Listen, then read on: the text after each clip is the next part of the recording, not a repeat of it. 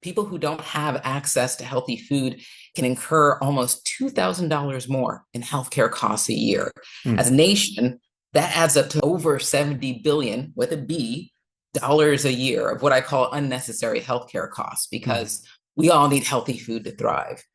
So when you look at a community, what's the difference you see? Those examples I gave you, those are some of the most clear differences you see when you have communities that have access to healthy food versus those that don't. You see that change in healthcare. You see that change in healthcare costs. And it is a serious crisis that we need to address in the United States. Hey everyone, this is Jonathan Marx from GoToHealth. Welcome back to another show. There's a misconception that food banks and pantries are only focused on preserved or canned foods, when in reality, they work with ag producers and retail partners to provide fresh, nutrient-dense foods to tens of millions of people across the country each year. Health starts with what's on your plate. Fresh, nutritious food can nourish lives and build healthier communities.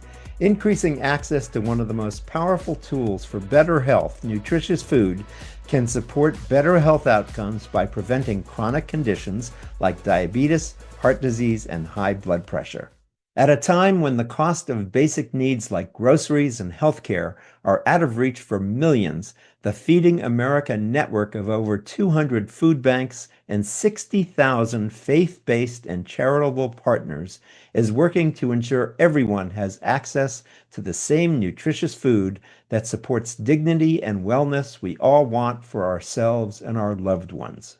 Food banks are among the most trusted voices in communities thanks to decades of committed service to community well-being.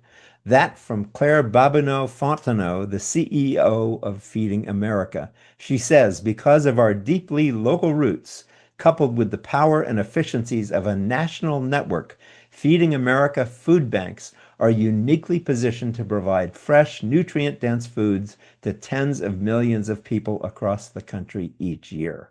With us to talk about this today is Melanie Hall, Chief Research and Innovation Officer at feedingamerica.org. She focuses on developing a deeper understanding of hunger, designing effective solutions for ending hunger in America, and evaluating the effectiveness of Feeding America's work. She has nearly 2 decades of experience working at the intersection of food insecurity and health, removing barriers to health equity while advancing the strategic, programmatic, and legislative objectives of organizations that seek to improve health outcomes in marginalized communities. You can learn more about Melanie's work at feedingamerica.org. If you're enjoying the show, it would mean the world to us if you took a second to leave a 5-star review on YouTube, Apple Podcasts, or Spotify, or wherever you're listening to us. It helps more people find the show and lets us know we're on the right track. Thanks in advance. So, welcome to the show today, Melanie Hall. How are you?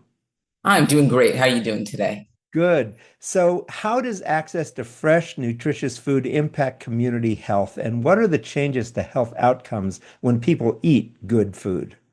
Oh, that's an excellent question. So I happen to be a dietitian as well, and I can tell you that food, nutritious food, is just the foundation for good health. We in this country tend to focus on what not to do, right? So not too much fat, not too much sugar. But what we really need to focus on is what we need. We need fiber to function. We need vitamins and minerals to thrive. We need probiotics. We need hydration. All of these things we need are nutritious, healthy foods. And when we have those, we can function properly, we can grow, we can learn, we can do all the things we need to do in life. When we don't have those, we're more likely to get chronic disease. As a matter of fact, when it comes to diabetes, your risk of getting diabetes doubles when you don't have access to healthy food. Wow. You are more likely to be hospitalized. And if you're hospitalized, you're more likely to be there longer than someone who has access to healthy food. You're more likely to be in the ER.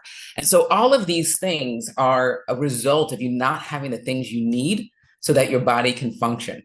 And this adds up. People who don't have access to healthy food can incur almost $2,000 more in healthcare costs a year. Hmm. As a nation, that adds up to over 70 billion with a B dollars a year of what I call unnecessary healthcare costs because we all need healthy food to thrive. So when you look at a community, what's the difference you see? Those examples I gave you, those are some of the most clear differences you see when you have communities that have access to food versus healthy food versus those that don't. You see that change in healthcare. You see that change in healthcare costs. And it is a serious crisis that we need to address in the United States. So why do some people have difficulty accessing fresh, nutritious food? What's the problem? There are a variety of problems, but I mean, bottom line, it is harder and harder to make ends meet nowadays, right? I think a lot of people could agree to that. Mm-hmm. You have a lot of challenges when it comes to getting the right amount of income and resources into a household. Most people who are food insecure and don't have access to the food they need to eat, they're working. They may be working multiple jobs. They simply aren't being paid enough, or maybe they don't get the hours they need, or maybe they're caring for a loved one, or maybe they have a disability. So there is a range of stories and reasons why people might find themselves in a situation where they don't have what they need to buy food. On the other side, resources coming out of a household, we all know things are getting more and more expensive. So the food itself is more expensive. Maybe housing is more expensive. We have over 47 million people in America who sometimes have to ask themselves, am I going to eat or am I going to pay the electricity? Am I going to eat or am I going to buy my medication? And so those are the challenges, resources coming into a house, resources going out of a house, and it just not adding up to be able to get access to healthy food. I know many people are familiar with food banks, but I don't think very many people are familiar with Feeding America. Tell us about your organization, what you folks do. Absolutely. So Feeding America is a national network of over 250 members. Those members could be food banks. They could also be co-ops and partner state associations. And those members provide food as well as a combination of other resources like funding, training, nutrition education resources, technology solutions, policy advocacy support. And they provide this food and these resources to over 60,000 organizations and programs Wow. throughout the United States that reach every county, borough, and parish in this nation. Incredible. That's amazing. Now, when I think of a food bank, and I think this is probably common, I usually think of canned goods, which doesn't remind me of fresh food. Can you tell us what's Feeding America doing to increase access to fresh foods? Absolutely. So we have great partnerships with farmers and retailers that help us increase our access to fresh foods. We also now, more than we ever did in the past, buy some of the foods that we are providing to the families and neighbors that need it.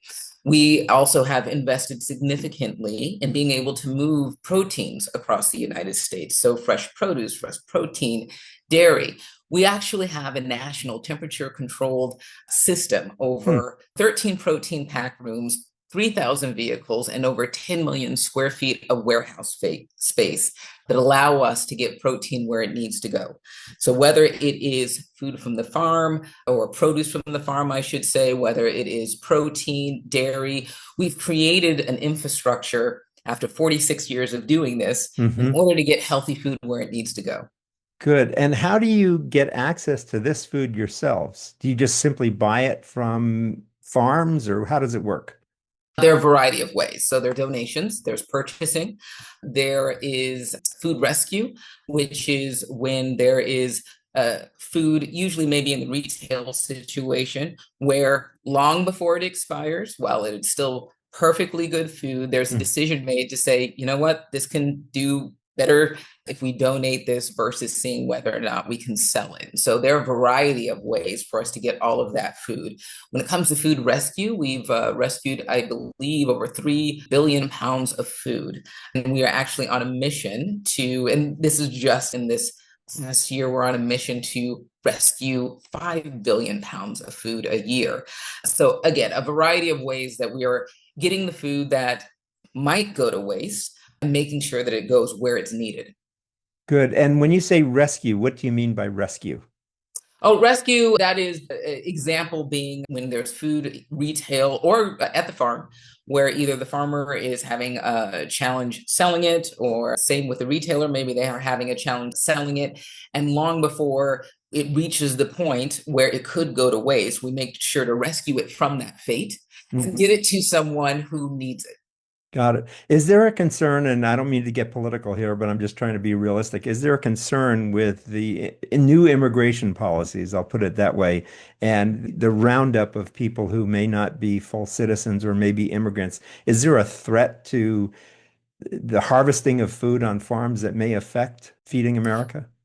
Well, we've definitely heard the stories about farmers saying it is harder for them to get their food where it needs to go. And so if that is happening, it is happening to us. The same is happening to retailers that are trying to get that food, to manufacturers that want to use that food. And Yeah. so we're all experiencing what we're hearing from farmers as far as the challenges that they're seeing. And I understand Feeding America is starting to work with healthcare providers. What's the relationship there? Absolutely. We are really excited about that. Now, we've been doing this for a while in pockets across the United States, and we're now really providing the resources needed for our members and our partners and their healthcare partners to accelerate the work in this space. You may have heard it referred to as food as medicine, and we refer to it as food and health. But either way, you have a healthcare professional, could be a doctor, PA, nutritionist, dietitian, a nurse. And during your clinic visit, they might know that there's something that requires you to get better access to healthy food. So maybe you are treating a chronic disease. A lot of people don't think about this, but healthy food is needed for wound healing, right? Making sure you have a good immune system. So whatever it is, a health professional says, I need you to get more access to healthy food. Mhm. Now, in the case that this person is food insecure, that they don't have access to food, that health professional can now refer them to one of our programs. Mm. And at that program, we can provide medically tailored groceries, medically tailored meals, produce prescriptions, or a variety of other foods that a healthcare provider has said, this is what I need my patients to have access to. And then we work with those partners to make sure that over time, that person gets the foods they need, and then the healthcare provider sees the improvement that they expect in their health. That's incredible. Medically tailored food. How does that system work? What happens? Does the doctor write a prescription or what's the method here? It happens a variety of ways when it comes to the experience of the patient. In some cases, we work with a provider to actually set up a food pantry in a clinic. And so they Hmm. might be marched right down there and have a great session with a dietitian or some other health member of their health plan or Yes. healthcare team and talk about what foods they need to eat, why, how to prepare them. So that's one way. Another way is something that is very akin to a prescription, a referral, and they go to pick up the food. And that could happen at a community pantry. It could happen, we sometimes have food lockers. It could happen at a food bank. Other times it's a delivery system, and maybe they have an app or some other system set up where the person can say, hey, I've been referred, here's what I'm looking for, and then that food can be delivered. So we have a variety of models that are meeting the needs of the healthcare provider and the patients that they serve. Good. My audience knows I always ask this question near the end when I don't have any more. The question is, what question haven't I asked that I should have asked? Ooh. Or Mhm. what message would you like to leave people with before we end today? I want to bring it back to that there are 47 million people in the United States that don't have access to healthy food. Mm. And most of them are working, Mhm. and they still don't have what they need. Mm. This is a public health crisis, and we're all paying for that. Remember that 70 billion I mentioned at the beginning of this? We're all Yes. paying for this. And so it is important to realize that this is happening in the richest country in America, and it's important to know that you have power to do something about it. So go to feedingamerica.org, learn about what food banks are in your area. How can you partner with them? How can you help? And again, when you think about the amount of people who are in this situation, living, trying to find and make sure that they have access to food, you probably walked past someone today who may not know where their next meal is coming from. Mm. And when we think about that, when we think about things like food is medicine, that person isn't always going to say that that's what they're living with. Yeah. So we need to find dignified, respectful ways to make sure that they know that they have options, they have solutions, and that there are people who care in order to help them get the things that they need.